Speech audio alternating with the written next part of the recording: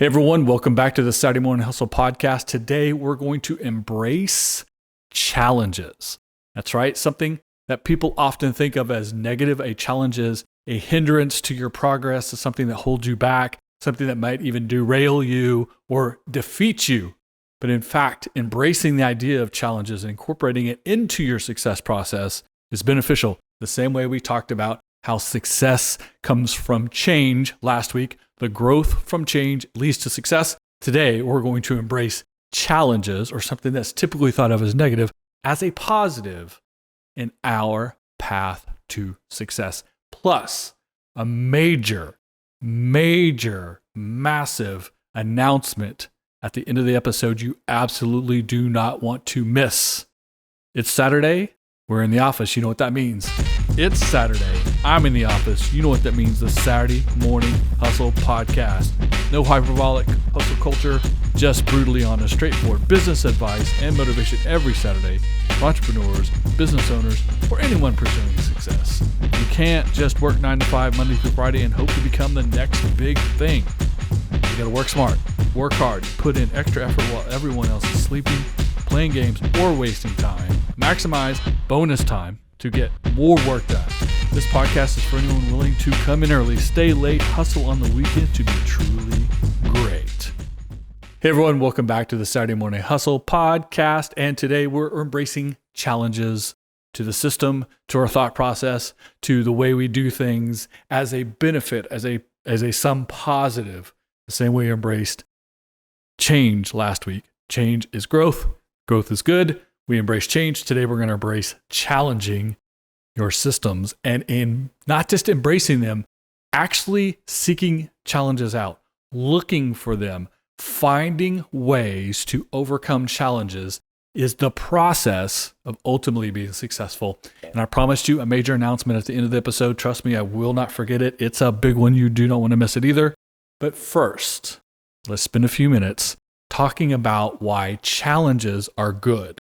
Now, first of all, you're thinking to yourself, wait, a challenge in and of itself is a negative. It is when something comes up against you, whether it's a natural occurrence, whether it's something in your audience, whether it's a competitor, an actual challenger. A challenge is something that usually will slow or deter or even stop your progress. That's why we call it a challenge.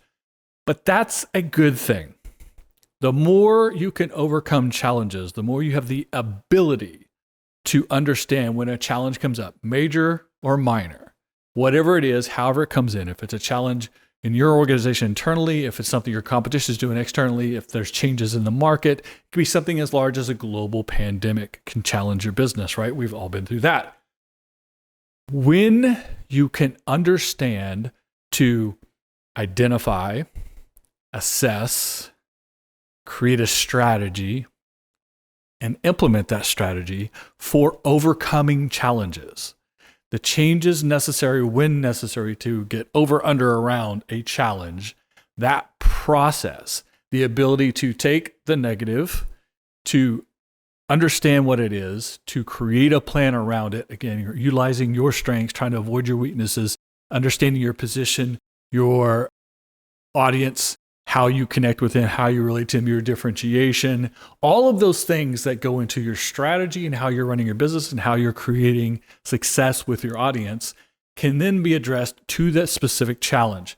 If a challenge is big enough, you can't change your total strategy, but you can adjust and adopt new ways of doing things to get around it. Typically, challenges are smaller, and they're not a global pandemic or World War III. They're often something as simple as losing a key client or a key employee, having an opportunity that you were planning on not come to fruition, or having a competitor that's sort of taking market share from you or taking attention or doing something that's affecting your normal chain of business. These are typical challenges.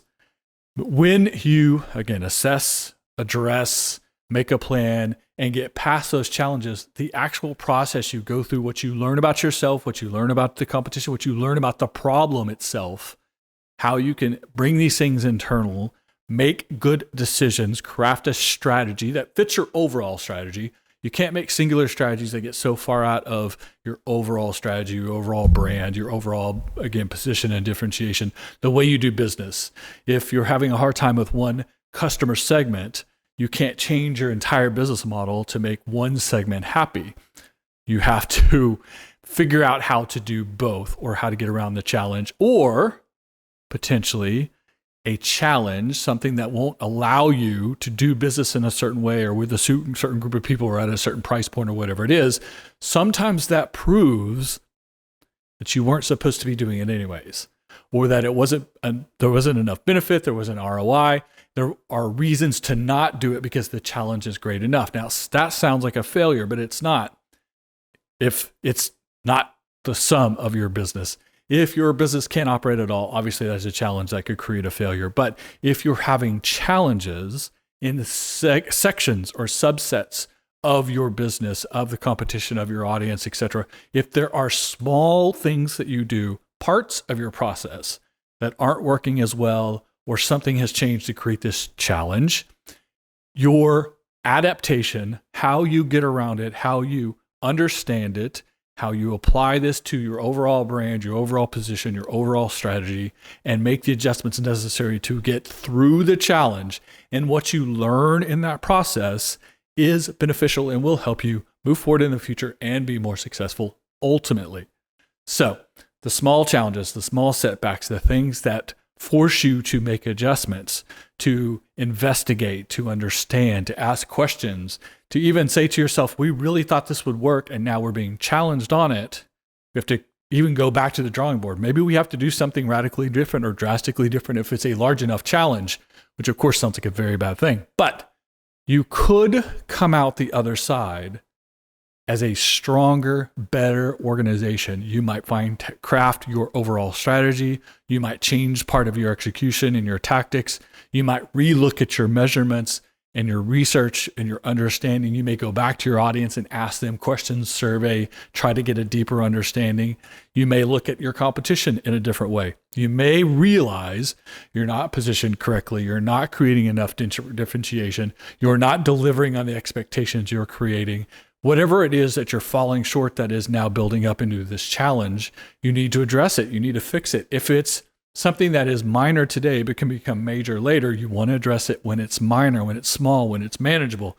You don't want that challenge to become such a big problem, hindrance, roadblock, stop to your business that you can't manage it because it's gotten out of control. So the earlier you take on any sort of challenge to your system, challenge to your process, challenge to how you do things and why, the sooner that you address it, the sooner that you can make minor adjustments to move forward in a better way, stronger, smarter, more informed. All of these are good things. All of these are benefits. All of these will help you ultimately in the long run. Nothing is perfect. Nothing works right the first time. No one gets yes before they get no. You get a lot more no's than yes. You've heard me say all of these things on the podcast. All of those things are challenges to your approach, to your process, to your system, to your strategy, to your decision making, even to your authority to be the boss or be the decision maker. If you can overcome it in a adjustment to how you've been working, everything is fine. You get on down the road and you're past that challenge and you are stronger for it. The test in and of itself is beneficial. What doesn't kill you makes you stronger. This is absolutely the case when we are discussing challenges. If something can slow down or stop your business to a point where you're literally stopped, where you cannot go any further, where it's not going to happen, where you're going to fail ultimately, it's not beneficial. But as soon as you find out, the sooner you find out, the sooner you understand that, where you can make a pivot or a change, or maybe not do something at all and not waste time, money, effort, attention, etc. on it because the challenges are too great, because there's no return on investment, there's no profitability. All of those things are always better the sooner you learn them. So leaning into challenges, what can stop us? What could slow us down? What could potentially poke a hole in our boat or our balloon or pour water on this idea or whatever metaphor you would like to use? But the sooner that you understand this problem could end up keeping this business idea, this product, this brand from being successful, the sooner you challenge those ideas, the sooner you can get past those challenges and move forward with confidence, or change, pivot, do something different, or understand the idea, the product, whatever it is you're trying to do, isn't actually the right thing you should be pursuing anyways. And so if that is ultimately a failure, but allows you to regroup, to take whatever energy and assets and anything else you've collected for that and do something different, or just simply not waste them on something that ultimately can't overcome the challenges, the sooner you learn that, the better. So if you lean into challenges, you learn something about yourself, you learn something about how you compete and how your business is run and how you ultimately win, the sooner you learn it, the better you are. It doesn't kill you, it makes you stronger, and you move forward in a great way. If you can't get around the challenge, if you need a major pivot, if you need to drastically change things, the sooner you learn that, the better you'll get past it and move forward in a different way with a different set of challenges you'll have to deal with as those come.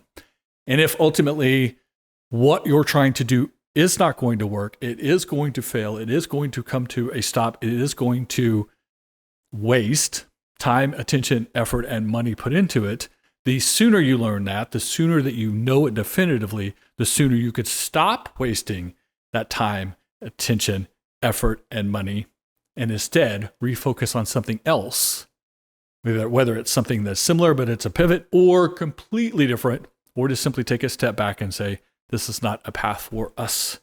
Regroup and move forward in a different, better way, because the challenge in and of itself is what told you to do something different. And sometimes you can't see that until the reality of the world smacks you right in the face. And that often comes in small doses or large doses, wrapped up in the idea of a challenge. So embrace challenge.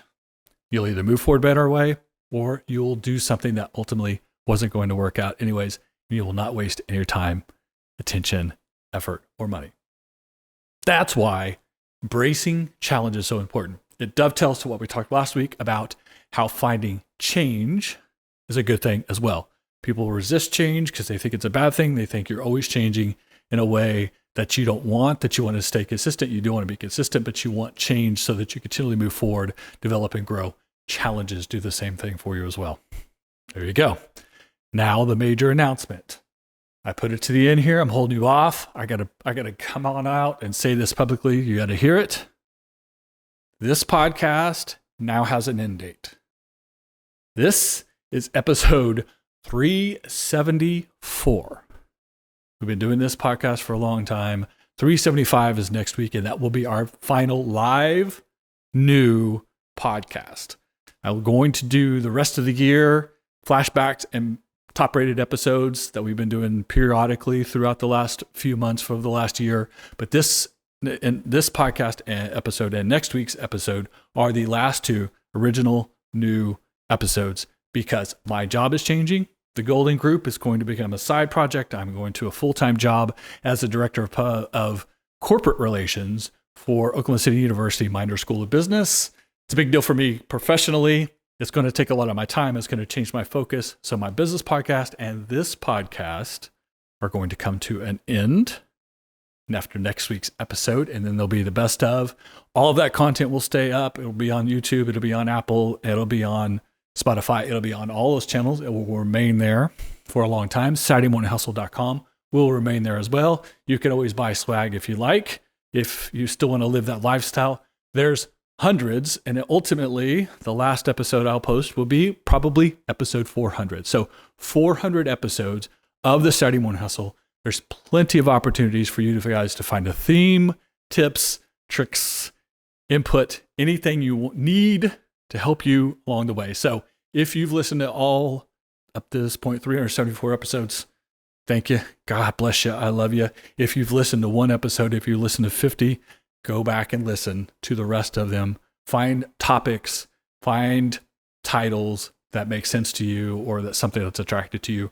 Hopefully you find good nuggets out of it and be able to utilize the Saturday Morning Hustle for a long, long time. But new content is coming to an end. So Do not miss next week's episode. It's the last episode. I'm going to wrap everything up. I'm going to sum it all up. We'll talk about the history of the Saturday Morning Hustle, how it got started, some of the topics we've covered, some of the timeless tips and advice I've given you, and everything else that we've all learned along the way in this process. Ultimately, I will be producing a new business podcast for the OCU School of Business. I don't know what that looks like yet. I don't know what it's called and when it's going to happen, but I've got to start my new job and find that out. But that is my major announcement today, that the Saturday Morning Hustle is coming to an end next week with new content. And then ultimately by the end of 2024, when we hit our 400th episode, we'll come to an end. I appreciate you guys for tuning in, for subscribing, for interacting on social media, for messages, for when I see people in person, all of those great things. All the motivation, any input you've had for me, anytime anyone says they hear the podcast, they heard the podcast, they appreciate it, they got something from it, it makes my heart grow 10 times bigger. So I appreciate you guys being a part of this journey. If this is your first episode or your 374th episode, I appreciate you. I appreciate you subscribing. I appreciate you listening. There'll be another episode next week, and then the best of and flashback episodes after that. SaturdayMorningHustle.com is there as well. So typically, this is the part where I tell you to tune in next week, tell a friend, subscribe, all that good stuff. I think you know that by now. So I appreciate you guys being a part of this episode. I very much look forward to having you be a part of next week's episode, and then we'll bring Saturday Morning Hustle to an end. So I appreciate your time. I appreciate your attention. And with that, I'll see you next week. Thanks for listening. Subscribe so you never miss an episode. Leave a comment, leave a review, share with a friend. I would really appreciate that. Follow and engage on social media, Twitter, Instagram, LinkedIn, and the Saturday Morning Hustle Facebook fan page. All the information, all the past episodes, all the Saturday Morning Hustle, Entrepreneur AF, and Coffee and Donut swag is at SaturdayMorningHustle.com.